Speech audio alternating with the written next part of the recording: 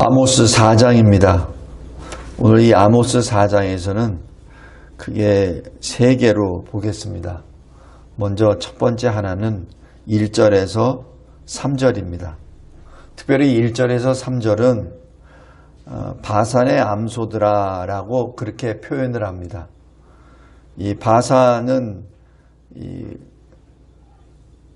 북이스라엘 중에서 요단 동쪽에 있는 그 지역으로 목초가 많은 지역, 그리고 그곳에 목초가 많기 때문에 소들이 양육을 목양이 많이 있는 것으로 유명한 그 지역이기도 합니다.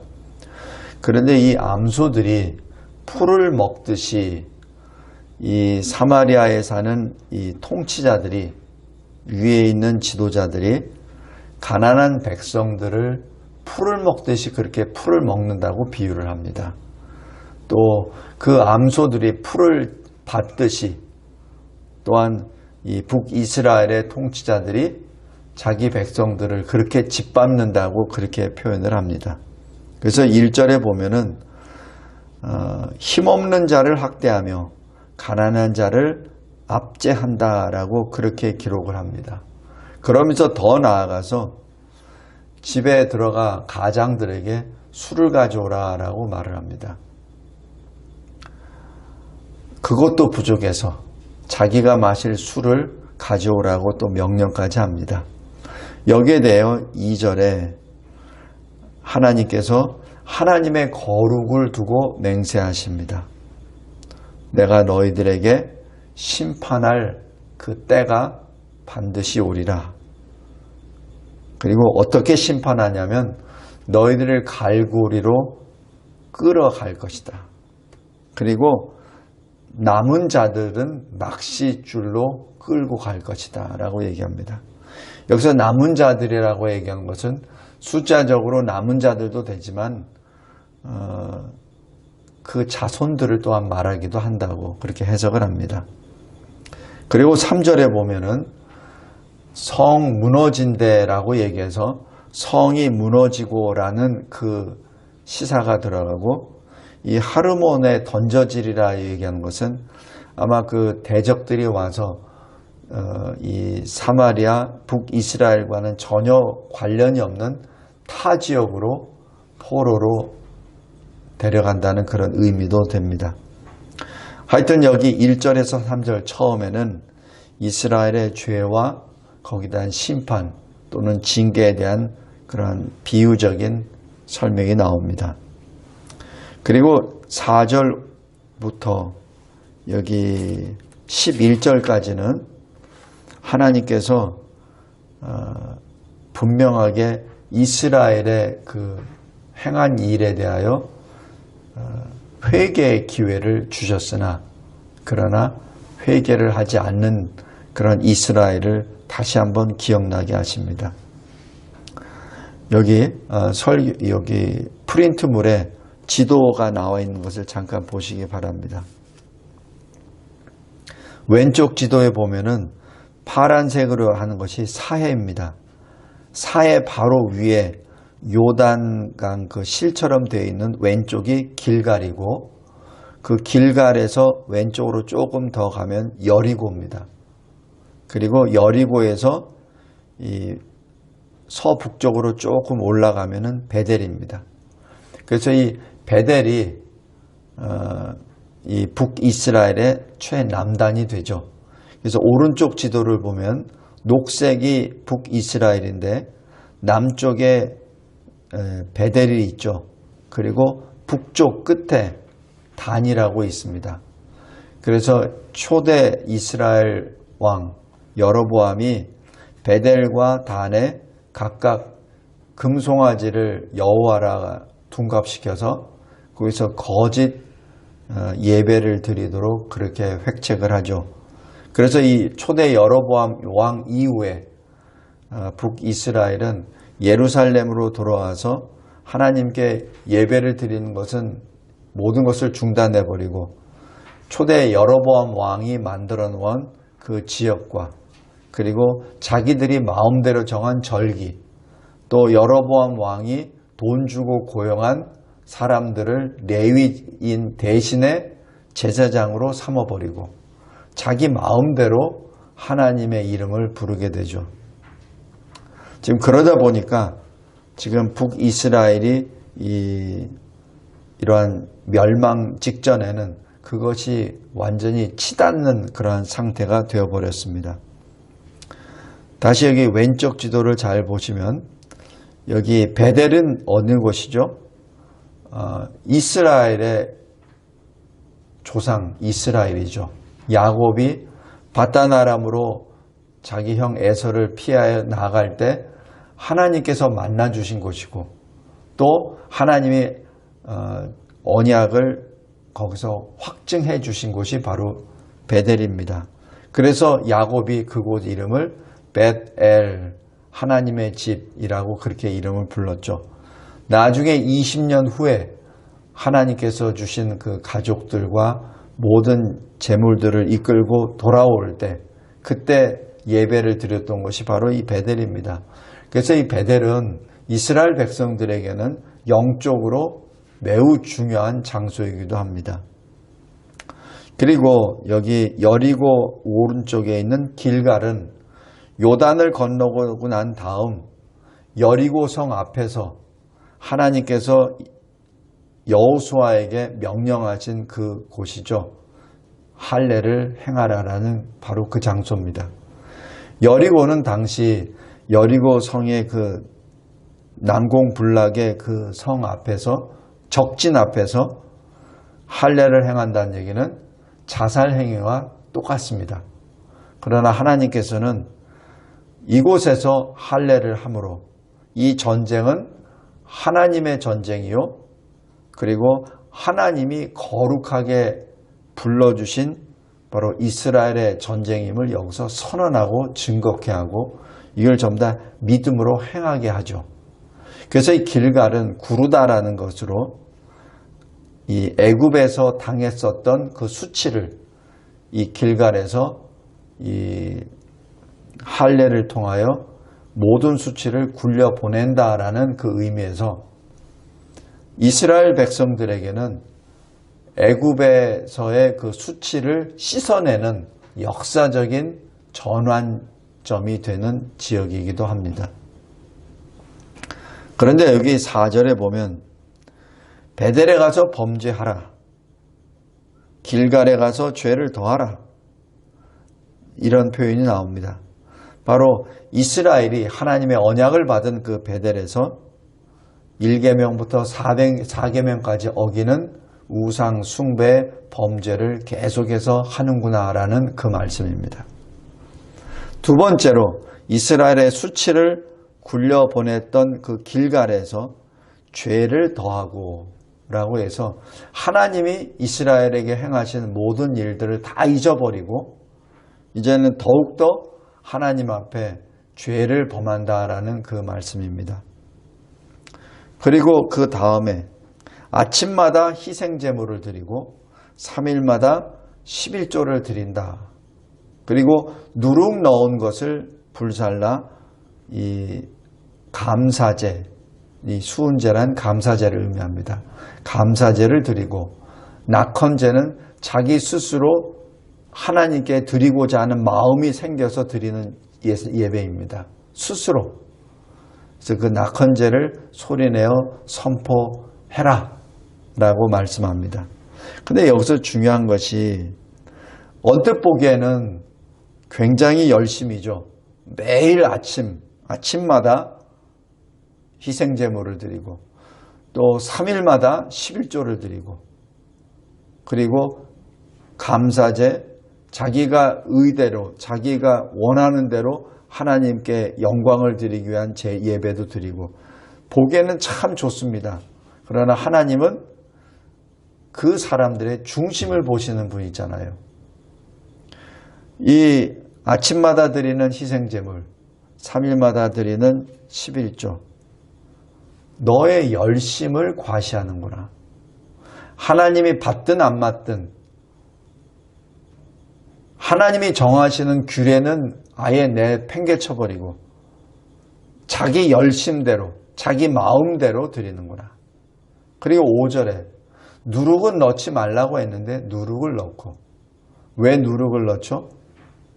그 거짓 제사장들이 누룩이 없는 딱딱한 빵은 싫어하거든요. 그러니까 누룩으로 이게 먹기가 좋은 그러한 빵을 좋아하는 제사장을 드리기 위해서 이러한 누룩을 넣어서 감사제를 드리죠. 그리고 자기가 원하는, 자기가 하나님께 드리고자 하는 그 예배라고 하여 모든 사람이 다 듣도록 선포하며 예배를 드리죠. 내가 하나님께 이렇게 드리기를 원합니다 라는 식으로. 성도 여러분, 자기 소견에 오른 대로, 자기 마음대로 예배를 드리는 북이스라엘의 참담한 현실 앞에 하나님께서 진노하십니다. 하나님은 그들의 예물을 받지 않으십니다. 마치 가인의 예물을 가인과 함께 받지 않으셨듯이 안 받으십니다. 그리고 오히려 4절, 5절처럼 그래, 드려라. 한번 드려봐라. 이렇게 말을 합니다. 그리고 5절 마지막 부분에 이것이 너희가 기뻐하는 바이니라. 지금 너희가 즐거워하는 대로, 너희 마음대로 하는구나. 하나님이 기뻐하시는 것은 아예 생각하지도 않고 너희 마음에 기뻐하는 대로 하는구나 라고 하나님께서 결론을 딱 내리십니다. 그러면서 6절부터 11절까지 5차례에 걸쳐서 너희가 내게로 돌아오지 아니하였느니라 라는 말씀을 계속 반복해 합니다. 참 이게 굉장히 두려운 말씀입니다. 구체적으로 말씀을 했어요. 6절에 내가 너희 모든 성읍에서 너희 일을 깨끗하게 했지. 이건 뭐죠? 식량이 없어서, 먹을 게 없어서 이가 깨끗해졌다는 얘기를 말합니다. 각 처소에서 양식이 떨어졌다. 이 식량난이 벌어졌으면 이것을 어떻게 생각하죠? 이 올해는 농사를 잘못 지었구나. 올해는 이 수리를 제대로 다스리지 못했구나 라고 그렇게만 생각하죠. 기상이 안 좋았구나 라고만 생각합니다. 그러나 하나님께서 말씀하십니다. 내가 그렇게 했다는 얘기죠. 7절에 잘 보십시오. 추수하기 석 달 전에, 그러니까 추수하기 석 달 전만 하더라도 곡식이 많아서 풍년이 들 것 같았죠. 그러나 석 달 전에 내가 비를 멈췄지. 내가 어떤 성읍에는 비를 내리고 어떤 성읍에는 비를 안 내리게 했지. 이렇게 말합니다. 그럼에도 불구하고 8절에 사람들이 물을 마시러 가면서도 만족하지 못하고 그리고 모든 것을 일어난 일들을 통해서 하나님께 돌아오지 않았다. 이것이 무엇 때문에 이런 일이 일어났는지를 느끼질 못하고 단지 자기가 만족하지 못하다. 자기가 이런 것을 불편함을 얻었다라는 것을만 생각했지 하나님을 보지 못했다는 얘기죠. 그 다음에 9절 보십시오. 내가 곡식을 마르게 하는 재앙 그리고 이 깐북이나 팥중이들 통해서 다 먹게 해버렸지. 그래서 인간들이 먹을 게 없게 되었지. 그럼에도 불구하고 너희는 그것을 자연재해야 라고만 얘기하고 재수가 없었네 라고 생각하면서 하나님께로 돌아오지 않았지. 10절에 보십시오. 하나님이 너희 가운데 전염병을 보냈어. 애굽처럼. 그리고 전쟁을 허락하셨지. 그래서 청년들이 죽고 말들이 노략을 당했지. 그래서 너희 진영은 시체 썩는 냄새로 코를 질렀지. 그런데도 너희는 이것은 우리가 힘이 약해서 이것은 외교적으로 우리가 뭘 잘못을 해서 이렇게 됐지라고만 생각하고 지리적인 이 위치 때문에 위아래 남북의 그 강대국에 찌들려서 우리가 이렇게 고난을 받고 있어 라고 주변 이웃나라 탓만 돌렸지. 그런데 너희들은 그런 일을 당해서도 하나님을 찾지 않았지. 11절에 보십시오. 내가 소돔과 고모라를 무너뜨린 것처럼 너희들에게도 그렇게 했지.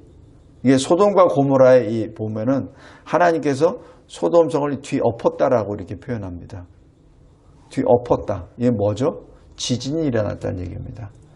하늘에서 유황 불이 내려왔다. 화산이 터졌다는 얘기입니다. 기타 여러 가지 이 재앙이 나타나고 또 요즘으로 얘기하면은 하늘에서 유성이 떨어졌다라고도 표현할 수도 있죠. 하여튼 이러한 천재지변 앞에서도 너희들은 그렇게 이 불 붙는 가운데서 빼낸 나무 조각처럼 아무 모습도 없이 시꺼멓게 탄 재로 나왔음에도 불구하고 이거는 재수가 없어서 운때를 보니까 이거는 우리가 이건 좀 지나가야 될 애구냐 라고만 생각했지 하나님을 바라보지 않았지 라고 지금 하나님께서 아예 일일이 하나씩 하나씩 다 말씀을 전합니다. 성도 여러분, 왜 이렇죠? 지금 우리 각자 개인과 또 대한민국에 임하는 여러 가지 재앙들과 또 대한민국 교회에 임하는 여러 가지 곤란과 환난을 잘 비교해 보시기 바랍니다. 하나님이 분명히 말씀하세요. 내가 전염병을 너희들에게 보냈어. 그런데도 하나님께 돌아오지 않아. 내가 너희들에게 전쟁의 위협을 김정은을 통해서 그렇게 많이 보내줬지. 중국을 통해서도 많이 보내줬지. 그런데도 너희들은 하나님께로 돌아오지 않아. 딱 맞지 않나요? 성도 여러분, 아모스 이 선지자가 활동했던 것은 대략 790년이라고 보통 봅니다. 주전. 근데 이 북이스라엘이 멸망한 것은 주전 722년입니다. 그러니까 멸망당하기 한 대략 60년 전에 지금 아모스 선지자를 통하여 하나님이 말씀하십니다.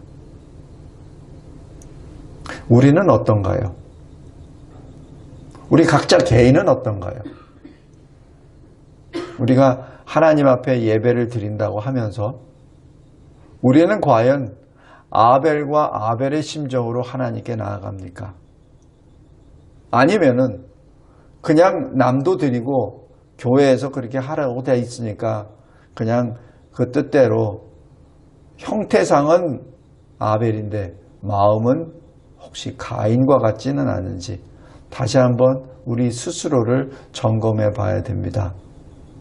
그리고 결코 이 땅에 임하는 여러 가지 재앙들, 코로나19를 포함한 여러 가지 재앙들, 공산주의자들에 의하여 이 나라가 자꾸자꾸 쪼개지고 분열되고 그리고 악의 그 굴레에서 벗어나지 못하는 이런 모든 현상들을 그냥 우연이라고 생각하지 말기 바랍니다.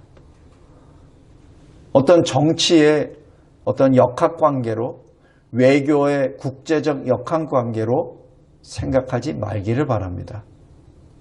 하나님은 세우시기도 하시고 그리고 무너뜨리기도 하시는 분이십니다.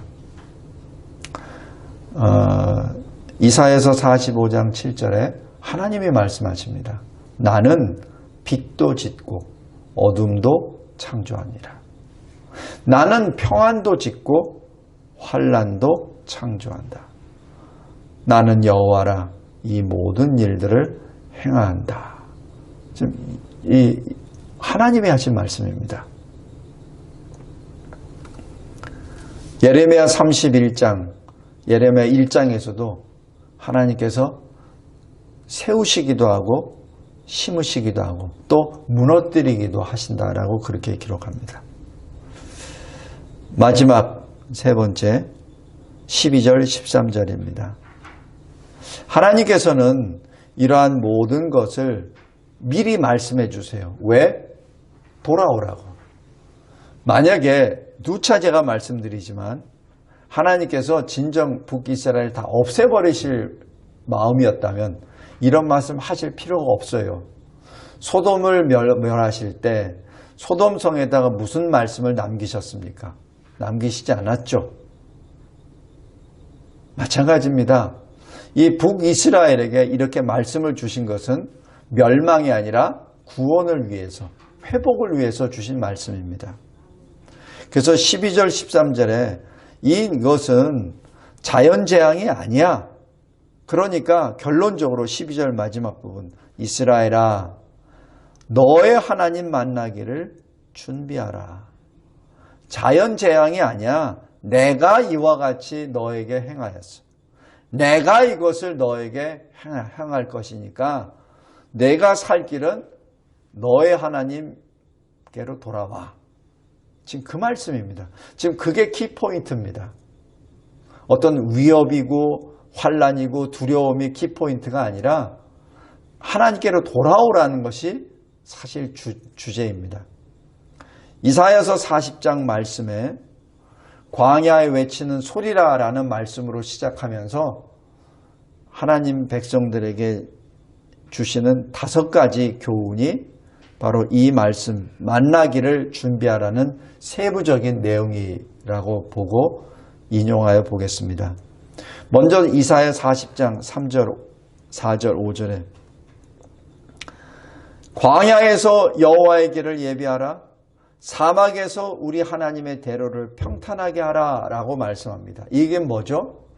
하나님께서 우리에게 오시도록 길을 준비하라는 것이 아니라 우리의 높은 교만한 마음, 우리의 골짜기와 같은 낙심의 마음을 다시 하나님께로 들어갈 수 있도록 높은 교만한 마음은 깎아내리고 낙심의 마음은 도도 올려서 하나님께로 나아갈 수 있는 준비를 하라는 얘기죠.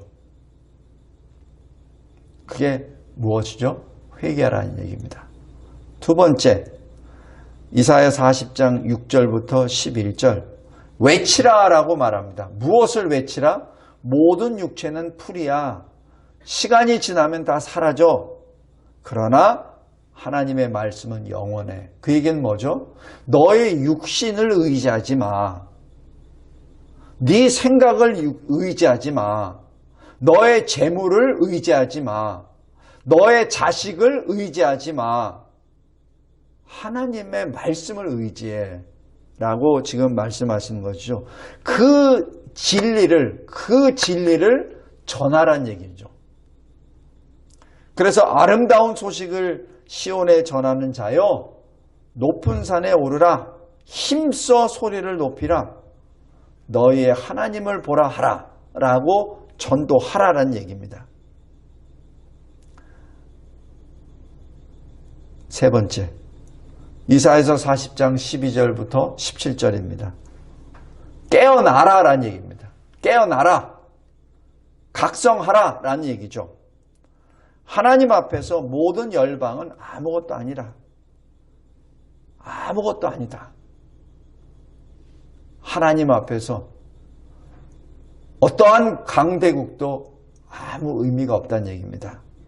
그러니까 강대국에 줄 서지 말고 어느 당에 줄 서지 말고 어느 힘 있는 자에게 줄 서지 말고 어느 돈 있는 자에게 줄 서지 말고 하나님께 서라. 바로 깨어나라는 얘기입니다. 네 번째, 이사야서 40장 18절부터 26절입니다. 누가 이 모든 것을 창조했는지 보라. 다시 얘기해서 너희 손으로 만든, 너희를 위하여 만든 돌, 나무, 금, 은, 그 우상을 버리라는 그 말씀이죠. 마지막 다섯 번째, 이사야서 40장 27절부터 31절. 하나님이 누구이신지를 잘 봐라. 하나님이 바로 창조의 하나님이시오. 영원의 하나님이시오. 전능하시고 지혜가 그리고 권능에 있으신 하나님이시니까 그 하나님을 바라보라. 그리고 그 하나님을 기다리라. 그러면 그 자에게 피곤치 않는 힘을 얻으리라 라는 그 말씀이 결론이 나옵니다. 말씀을 맺겠습니다. 오늘 이 아모스 4장에 끊임없이 나오는 것, 하나님께 돌아오라. 너는 어찌하여 이러한 일들이 계속 연속적으로 벌어지는데도 불구하고 왜 하나님께로 돌아오지 않느냐는 얘기죠. 도대체 네가 예배드렸던 그 대상이 누구냐는 얘기입니다. 네가 그 산에 올라가서 예배를 드렸는데 누구에게 드렸느냐? 아침마다 희생제물을 드렸는데 누구에게 드렸느냐? 네가 11조를 드렸는데 누구에게 드렸느냐? 지금 하나님께서 지금 계속 말씀합니다. 누구에게 드렸길래 지금 하나님의 행하신 일에 대하여 너희들은 그냥 다 보고도 보지 못하고 들어도 듣지 못하느냐 하는 그 말씀입니다.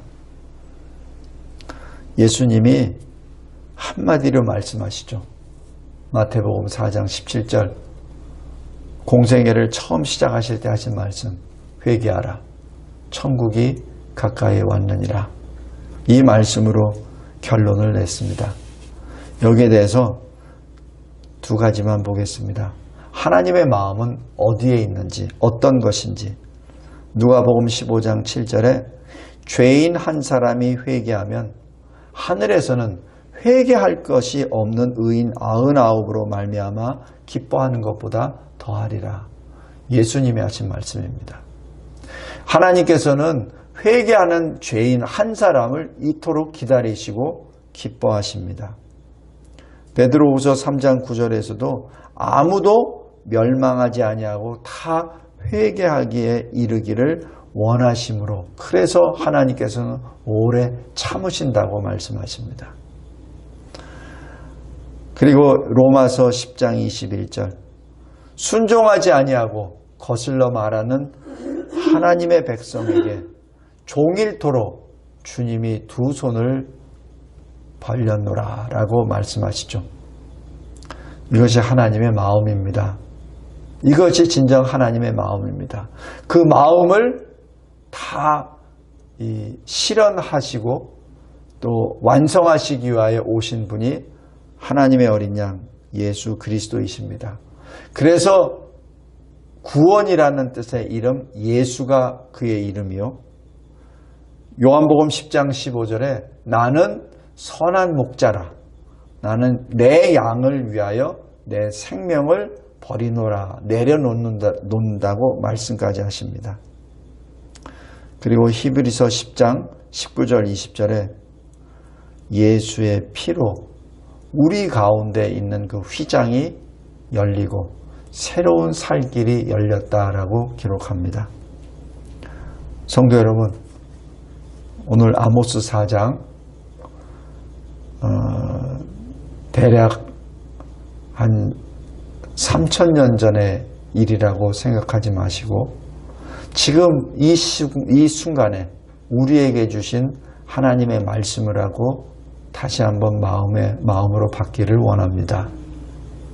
우리에게 주십니다. 너희는 코로나19를 주었는데 어찌하여 나에게 돌아오지 않았지? 너희는 어찌하여 교회를 없애고 하나님을 저주하고 하나님은 죽었다고 말하며 그 수많은 사람들을 죽인 공산주의자들이 너희들을 좌지우지하고 있는 통치자 자리에 앉았는데도 불구하고 어찌하여 너희는 나에게 돌아오지 않았느냐. 이 지구상의 주변을 다 돌아보라. 너희들이 보기에는 자연재앙이라고 말하고 지구온난화 때문에 일어났다고 말을 하는데, 그런데 잘 봐라. 그 폭설이 그리고 지진이 각 곳에 산불이 일어나는 그 모습들, 전쟁들, 사람의 마음에 사랑이 식어져 버리고 사람들이 짐승으로 변화되는 그 모습을 너희들은 보고도 어찌하여 내게로 돌아오지 아니하느냐.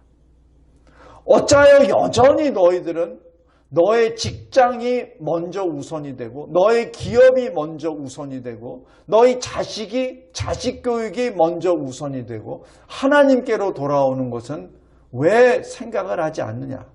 어찌하여 너의 건강은 생각하면서 하나님의 말씀에 따라 순종하지는 않느냐.